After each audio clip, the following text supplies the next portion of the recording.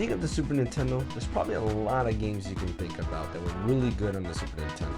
If I were to ask you what were the best RPGs on that system, typically 3 games always come up, and that is Chrono Trigger, Final Fantasy VI, and Super Mario RPG. Of those 3, Super Mario RPG is the only one that I've never played. I've only played like a little bit rather. I played like the beginning part of it, but that's about it. I've never really gone further than that, so I'm super excited to dive into the new Super Mario RPG remake that's coming to Nintendo Switch. But before we get into that, don't forget to hit that like and subscribe button. It does help out a lot, as well as share the channel. That helps out even more. We're trying to hit our new goal of 1,000 subscribers, so any little bit to get there will definitely help us out. And without further ado, let's go ahead and dive into Super Mario RPG.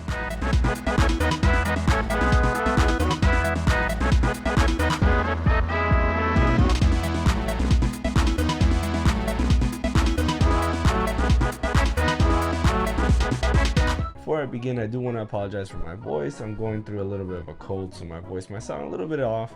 I had a couple of videos planned this week, but because of this cold, I'm only doing this one video because I really wanted it to come out.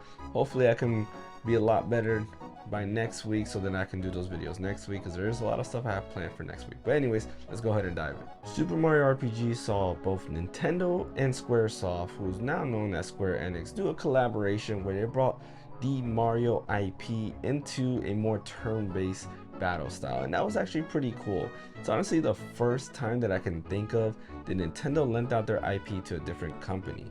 The only other time that I can think of them doing that is really with Mario plus Rabbids, which saw Ubisoft take over that and also make another RPG style game, which is kind of neat. I guess there's also Starlink that saw Star Fox go to their little game there, but it's not really the same because it's not a Star Fox game. It's more like a, well, I guess it's not a cameo. It's more of a extra gameplay feature that was available on Nintendo Switch. But anyways, Super Mario RPG is a turn-based RPG. At heart, it sees Mario go ahead and journey throughout the Mushroom Kingdom and changes basically everything that you know about Mario. Rather than it being a platformer or a 2D platformer, it is a full-on turn-based RPG, and who better to do that than Squaresoft or Square Enix, who is known for the Final Fantasy series.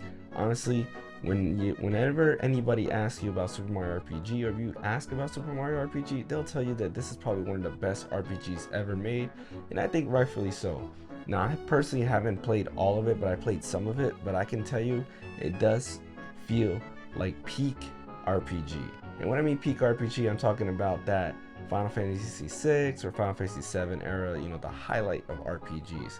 I can see why a lot of people put it on the same level as Chrono Trigger and Final Fantasy VI, or even any of those other high tier RPGs, and like I said, it makes sense. There's a lot of cool things going for Super Mario RPG though, that other RPGs don't have, such as the first introduction to that more active battle system. So rather than just be just turn-based, there's also a reaction timer on there. What that means is when you go to attack, if you press A at just the right time, it will allow you to do extra damage. Now with the Super Mario RPG remake, they are expanding on that. They'd rather do that extra damage, and now it does AoE damage to all the enemies, which some people might like, others might say it might make it a little bit easier, but I have yet to see that. I guess we'll wait and see when the full game comes out. But the same goes for defense. When you're about to get hit, you can also do the reaction timer to go ahead and build up your defense. Honestly, I think that is a cool battle system, especially when it comes to turn-based RPGs. A lot of turn-based RPGs don't do that. The only other turn-based RPG I can think of that has something similar is Lost Odyssey. Of course, that's not part of the Mario franchise. Lost Odyssey has that little ring system where if you press the right trigger, it allows you to go ahead and do extra damage when pressed at the right time. Now the RPG elements, or rather the turn-based battle system, is not the only highlight of the game, but rather the story. The story is pretty in-depth, and honestly everything that I've seen about the story seems to be pretty on par with all, again, the major RPGs at the time, like Chrono Trigger or Final Fantasy VI. You do see a cast of characters, including the loved and beloved Geno. Well, a lot of people were hoping to show up in Smash, looking at you, Geek Show, but didn't show up in Smash. And honestly, I don't know much about Geno, but I'm glad to kind of dive in, because a lot of people see to have him as one of the best companions in any RPG, which to me is kind of big. There's a lot of companions out there, especially when it comes to RPGs, and this might be one of the top. I kind of see for myself, but I can see why a lot of the cast and the crew will be very beloved. Honestly, the writing in this game is superb. From the beginning parts that I've played already, I can tell you this, the writing is pretty spot on. It's funny but serious at tone. The story is just, you know, full of a lot of things going on, which is really good, especially when it comes from Squaresoft at the time. And writing is just very important when it comes to an RPG game. So it's nice to see that the writing does hold up as well, which will give you a very enjoyable story. Now graphically, they have changed the graphics. It's not really the same thing, but they try to keep it true to form. So when you actually look at the graphics, I could say that it's maybe what they visualize just in the modern standard. Kind of, right? The old Super Mario RPG on Super Nintendo had a more like clay-like, I guess, feel, or clay-like look, where now they look more like, I don't know how to explain, like toys, I guess, kind of. They still have like that chibi form to them, which is still kind of cool, but it's a little bit different, honestly. When you compared it to it, I think it's a good fit for this remake. There's a lot of comparison videos out there. One of them that I was watching, I believe, was from Nintendo Life, where they did a side-by-side comparison of the two games. And there's a lot going on in this remake that they added and expanded to. There was a lot of black, dark void spots in Super Mario RPG, which was understandable because the Super Nintendo can only handle so much in terms of graphics, where the Nintendo Switch, they expanded on that, where now the whole screen will be filled with sections for the map or anything like that, which is neat. They've also tried to keep all the facial expressions exactly alike, which is nice because the facial expressions, all the little things that they do, were a big highlight to the game. I remember in the beginning where Mario's kind of like playing charades, trying to tell everybody what's going on. It was kind of funny to see him doing all these things, and they did keep those moments there. There's also other Easter eggs that I won't mention, but there were some other highlights that people have noticed that are in the remake as well. But I'm not going to mention those because just in case if you might consider those spoilers, it's probably best I don't say anything at all. One thing that they expanded on is adding cutscenes. There are different little small cutscenes that kind of go into depending on what's happening, such as a boss fight might have an introduction cutscene before the battle starts, which is actually pretty cool.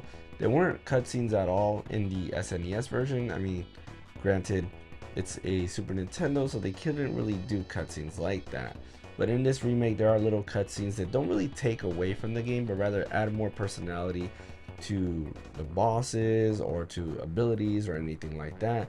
And honestly, I'm down for it. Everything that they have shown so far as these added cutscenes looks pretty awesome. A lot of people are really liking what they're doing with this, and yeah, I can't wait to play. Like I mentioned, everything about this game looks amazing. It looks like a faithful remake with just added benefits to this, and honestly, can't wait to play it. It's nice to see that both Squaresoft and Nintendo are actually collaborating again, or rather I would say Square Enix, because they are now Square Enix are collaborating. It's kind of cool to see that. Honestly, I guess we'll have to wait and see if maybe on the next Smash Bros. Geno will finally get in. We'll never know. Or maybe they'll add another Super Smash Bros. Ultimate DLC that we don't know about for the next Nintendo Switch and add Geno that way.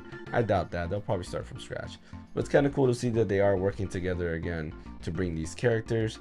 There was also a comment that I did want to mention where the director of Super Mario RPG did say that he would like to work on a new Super Mario RPG or Super Mario RPG 2.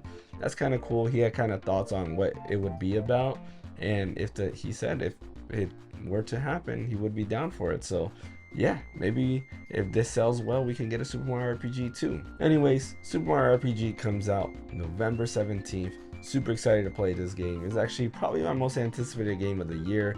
I'm very excited to kind of dive in and kind of go full forward with one of the best RPGs ever made. This is kind of that trinity of SNES RPGs that a lot of people talk about, so super stoked to play this finally. And not only that, to see all the new features that they added. I do have the regular Super Mario RPG or the original Super Mario RPG, so I might play that after the fact and, you know, see the comparisons there.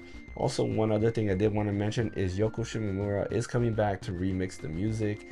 Oh, super hyped about that. She does a lot of good stuff when it comes to that. She always comes back and redoes her own music, which is kind of cool to see that she's willing to do that stuff. But yeah, thanks for watching. Don't forget to like and subscribe. As always, we are trying to hit now 1,000 subscribers, so every little bit does count. Also share the channel, it does help out a lot. I appreciate everybody who helped us hit that 500 subscriber goal. It does mean a lot. Hopefully my voice will get better by next week, because I do have a bunch of videos planned for next week. My name is James. I'll catch you guys next time.